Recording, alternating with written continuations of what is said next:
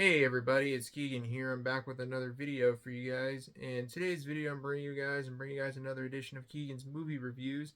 And much like my previous movie review video that I did, we're going to be talking about two movies. Both of them I saw in theaters. One of them I watched in theaters last Sunday, and it was a film that I've seen before. And the other one I watched last night for the first time ever. So let's talk about them. So the first film we're going to be talking about today is the 2001 supernatural horror film The Others, which was written and directed by Alejandro Amenábar and was released on August 10th, 2001. So this would have been 31 days before 9/11 when this film was released. And it stars Nicole Kidman, and this movie had Tom Cruise as one of the executive producers for this movie, which at the time when this movie came out, it was released around the time before or after Nicole Kidman and Tom Cruise got divorced. I think it was before they got divorced when this movie came out. I'm not too sure, but all I know is that this movie came out around the time the two of them got divorced. Anyways, The Others is one of my all-time favorite movies. I remember watching it for the first time when I was 14 back in 2015, and I remember really enjoying it, and it became one of my favorite horror movies. And I haven't seen the film in a few years, but then my theater was playing it. One of my local theaters was playing the film last Sunday, and I decided to go ahead and see it. And yeah, it still holds up in my opinion, but we haven't gotten into the story of the film. So we'll get into the story of the film and then we'll get into my thoughts on the film. So let's take a dive into The Others. So The Others takes place in 1945, immediately after the Second World War ends.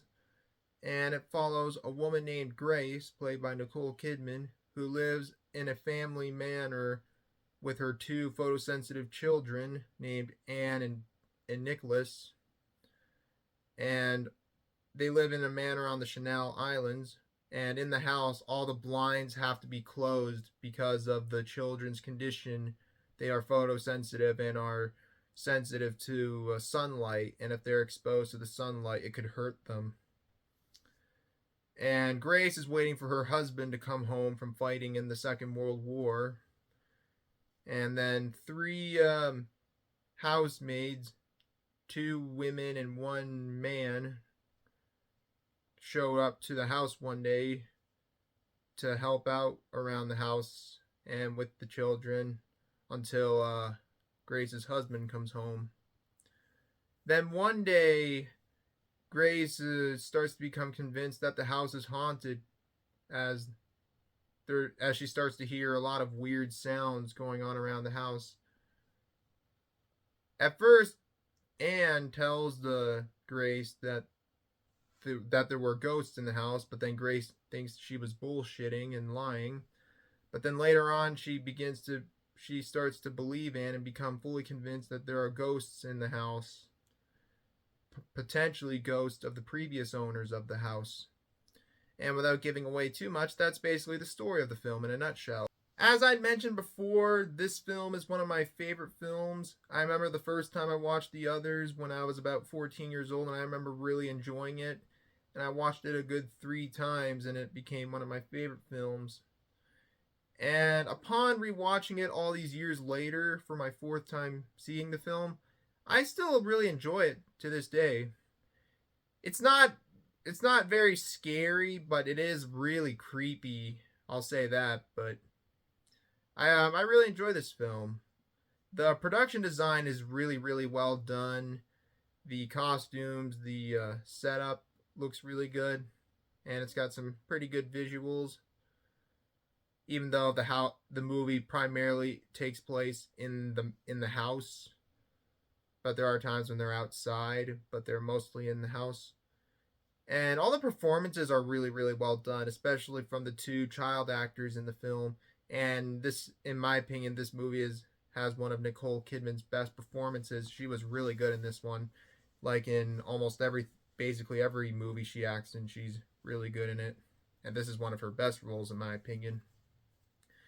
It's a slow-paced movie, but it builds up to a very unexpected and shocking plot twist at the very end of the film, which I don't want to spoil it, but if you've seen the film, you know exactly what I'm talking about. I remember the first time I watched the movie and got to the plot twist at the end, and I'm like, what the hell? Yeah, it blew my mind. It was just like, holy shit. But again, I don't want to spoil it, but if you've seen the film, you know what I'm talking about. But I don't really have a whole lot to say about the others. I really enjoyed this film. It's got some good music. It's creepy. It's atmospheric, and it's well worth the watch. And seeing it on the big screen is very atmospheric, and it's quite an interesting experience too. But if you haven't seen the others, I would highly recommend it. It's a good one to watch around Halloween time, I'd say. But anyways, I don't have anything else to add, so I'm giving the others an 8.1 out of 10. And the second and final film we're going to be talking about in this video is the 1981 dark comedy film Polyester, which was written and directed by John Waters and was originally released on May 29th, 1981. And this film I saw at one of my local theaters last night, and I really, really enjoyed it. John Waters is an interesting director. While I've only seen 4 of his films, I do say he's quite an interesting director. This is the same director of films like Hairspray, the original from '88, Pink Flamingos, which I talked about on my channel back in July of last year, Pecker, and a couple of other ones. And this film is the 4th film of his that I've seen, and so far it's my favorite out of the ones that I've seen. But we'll get to more on that in a bit. And there's something actually a little bit interesting about this movie that we'll talk about a little bit more in a sec. It's got this little scratch and sniff card right here, Odorama.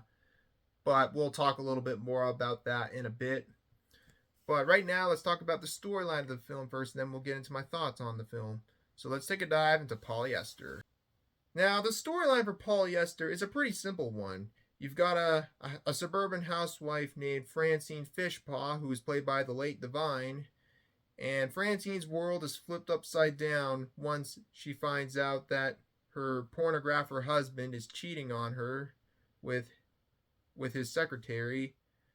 On top of that, she later finds out that her promiscuous daughter is 2 months pregnant, and to top it all off, her weird son is being suspected of being the Baltimore Foot Stomper, a suspected foot fetishist who has a fetish for stomping on women's feet till they break. He's being nicknamed the Baltimore Foot Stomper. Yeah, it's weird. And just when it seems that life couldn't get much worse, there comes a savior when Francine meets a man named Todd Tomorrow, played by the late Tab Hunter, who expresses his love for Francine.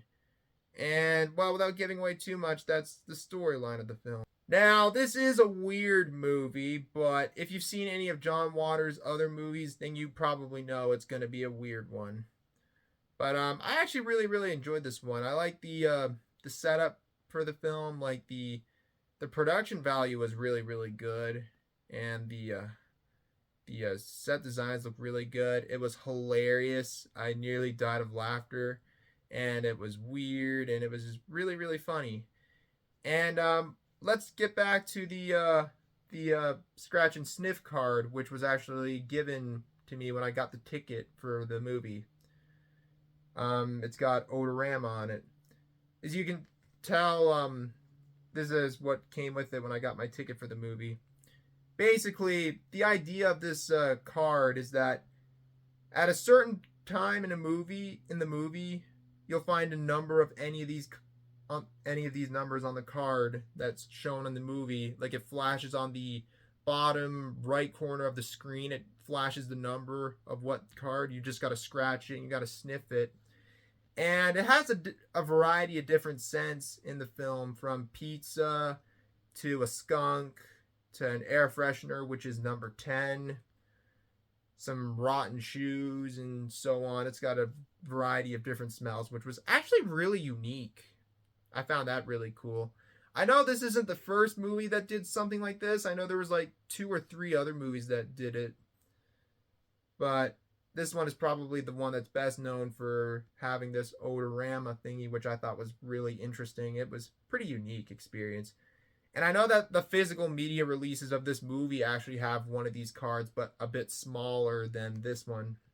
I actually wasn't expecting the card to be this big, but yeah, it was pretty interesting. But yeah, I really enjoyed Polyester. I thought it was hilarious. It was weird. And as I mentioned before, out of all the John Waters movies that I've seen so far, this one's probably my favorite, with Pecker coming in second, which I'll probably talk about that movie one day. But yeah, I had a lot of fun seeing Polyester. I'll definitely see it again one day, especially if it's on the big screen. But it was definitely a blast seeing it in theaters. It was funny, it was weird, and it smelled good and weird at the same time. Well, depending on what number came up on the screen, what you had to scratch on the card. But yeah, it was pretty interesting, and I would highly recommend it if you haven't seen it. But anyways, I'm giving Polyester an 8 out of 10. Alright everybody, so that's going to be it for this video. So thank you guys for watching this video. If you guys enjoyed it, as always, feel free to leave a like, leave a comment below, and subscribe for more videos like this. Turn on notifications, share the video with your friends, family, and whoever. And follow me on my other social medias. Links are in the description down below. You get the rest. And what do you guys think of these 2 movies? Let me know in the comment section below. And what's your favorite John Waters movie? Let me know in the comment section below. But anyways, guys, that's all I got to say for this video. And until next time, this is Keagan Shepard signing off. Thanks for watching. Hope you guys have a great day. And I'll see you guys in the next one. And yeah, take care, everybody. Peace out.